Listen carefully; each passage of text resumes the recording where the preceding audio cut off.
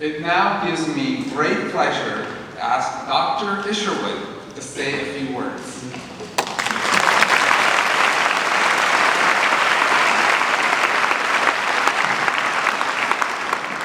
Mr. President, honored guests, ladies and gentlemen, honored guests all, it is indeed a great honor for me to receive this Doctor of Law degree from the university where I graduated 64 years ago.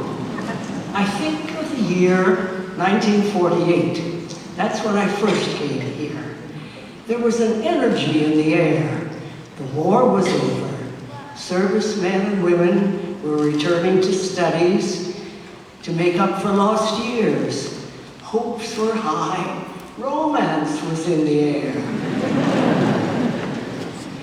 We had our classes in the army huts, and the professors who were headquartered in a law library some distance away used to come over to the army huts to give us our lectures. And when I think of those professors, it's like a trip down memory lane. Dean George Curtis, an older gentleman we called Pappy Reed, Westlake, McIntyre, Bellum, Gilbert Kennedy, Fred Carruthers, Ray Herbert.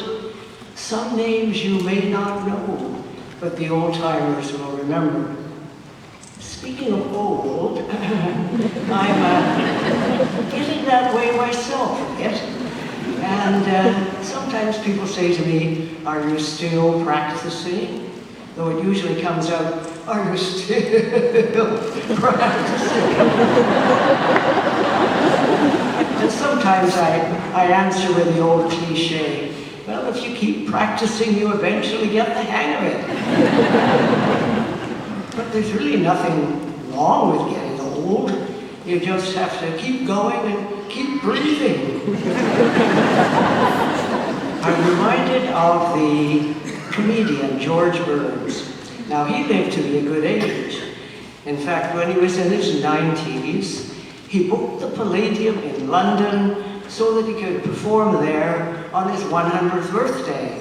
That's optimism. Anyways, George Burns used to say, "I'm so old that when I was a lad, the Dead Sea was only sick."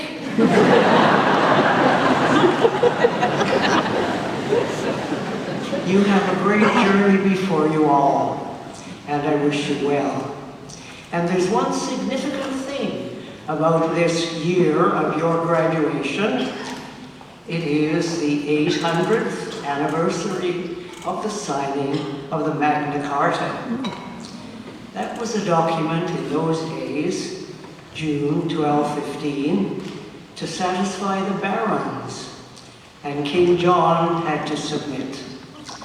But through the years since then, it has come to be the foundation of the doctrine of human rights.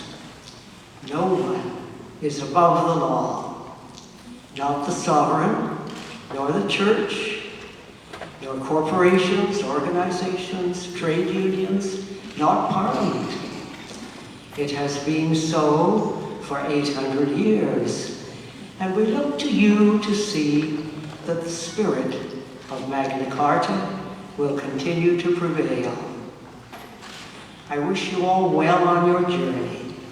There will be people to see and places to go and mountains to climb. Be conscientious and enjoy it all. And as much as you can, be approachable. Your clients will be happy if they can come and talk things over with you. They will appreciate it. You will be rewarded. Again, my best wishes to you all, and my sincere thanks to the university for this great honor.